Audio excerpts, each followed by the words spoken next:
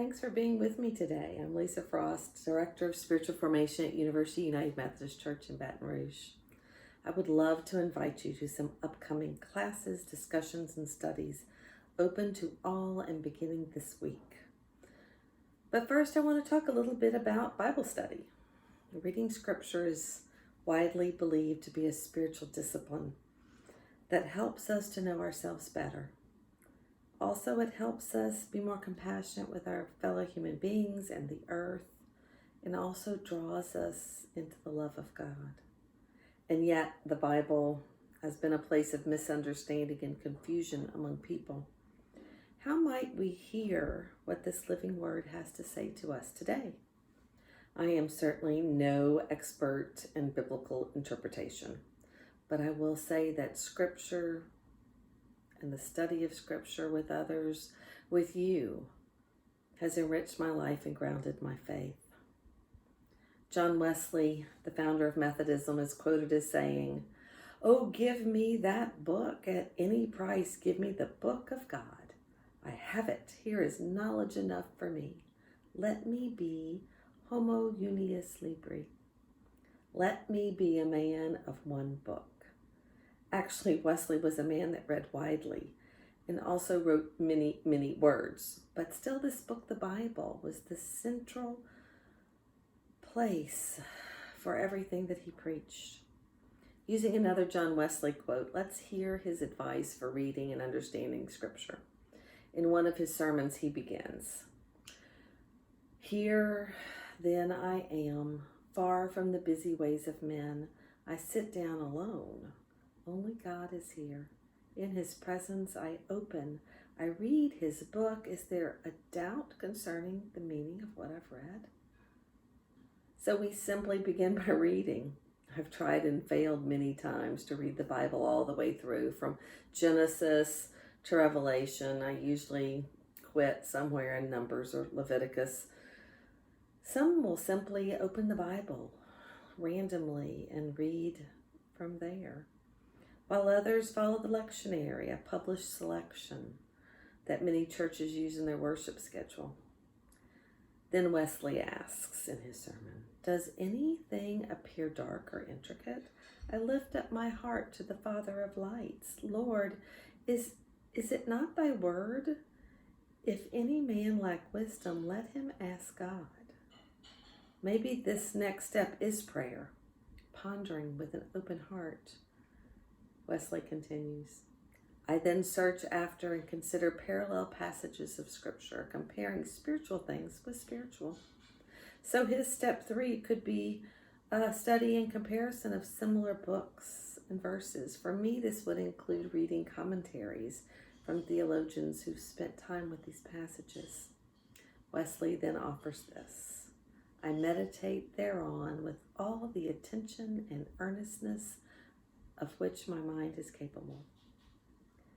We can just sit with the words, turning them over in our mind, journaling with the images that come to us, taking them for a walk or a run. Part of the meditation process is asking our own spirit, what does this mean for me? And more Wesley wisdom.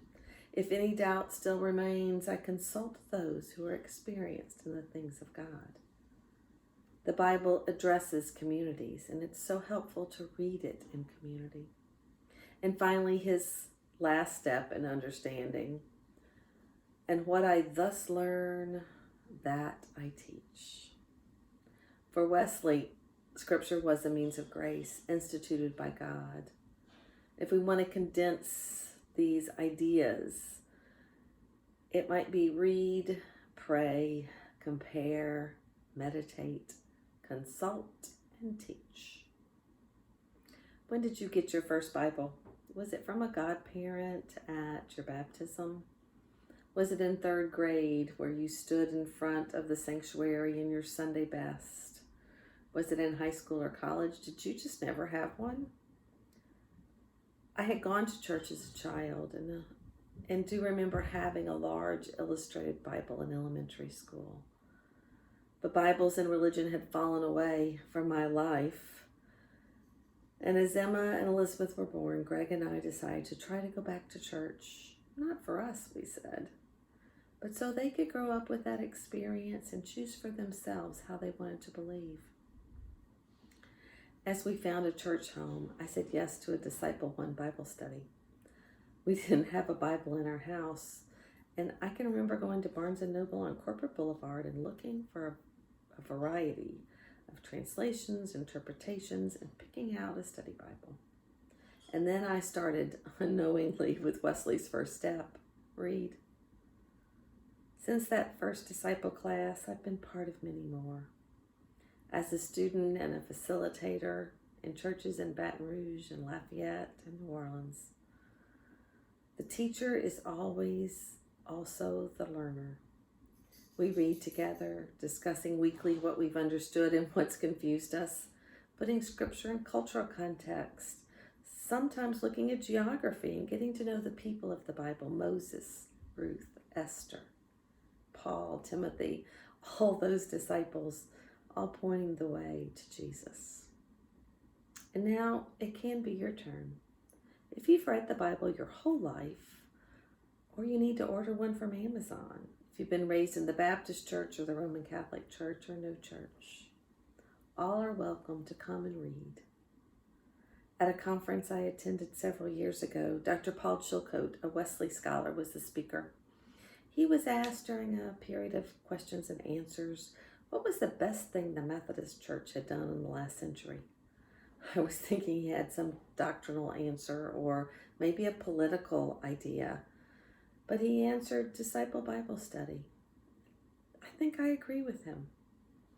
And while you learn a lot, the small group of disciples becomes a place of acceptance and transformation. All ponderings and questions are allowed without judgment. All of our groups will be meeting on Zoom this year, and we'll be offering 2 disciple classes. The first, Disciple One, a survey of the entire Bible, 34 weeks long, beginning September 15th. Our exciting news this year is we'll be partnering with Reverend Sean Englam's church in New Orleans, First Grace United Methodist Church. It would be a great opportunity to study and read with diverse voices across our connection. And we welcome facilitator Tony Antrim to that family of people who are well-read and love to discuss Scripture. Disciple 4 is a wonderful look at the wisdom literature of the Bible, Psalms, Proverbs, Song of Solomon, and then it moves into the Gospel of John and Revelation. This begins September 14th and will continue on Monday evenings until mid-May. And we have 2 more fabulous studies and workshops. Navigating Change begins today with Reverend Katie McKay Simpson. Could there be a better time for this one with a pandemic, church disagreements, hurricanes, and a national election? Reverend Katie offers us examples of those able to stand firm in times of change, along with spiritual practices that connect us with the giver of wisdom, strength, and resilience. That'll be on Wednesdays at either 10 a.m. or 7 p.m. You can attend just one session or all of them. Then we have a timely set of workshops by Dr. John Fletcher, Braver Angels. How do we interact, live, and worship with those who disagree with us? John Fletcher draws on the work of Braver Angels, a national grassroots initiative to depolarize America. How can we have more generous and productive conversations with that other side? These will be on Saturdays in October over Zoom. There's more information and you can register on our website at universitymethodist.org. I want you to feel invited, and I also want you to feel very, very welcome. We hope the grace and peace of Christ will show through us as we gather even in a virtual space. And I'll leave you with these beginning verses of Psalm 141, which is part of my daily reading this week. Here are the first verses. I call to you, Lord, come quickly to me. Hear me when I call to you.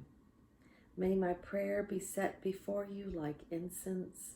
May the lifting up of my hands be like the evening sacrifice.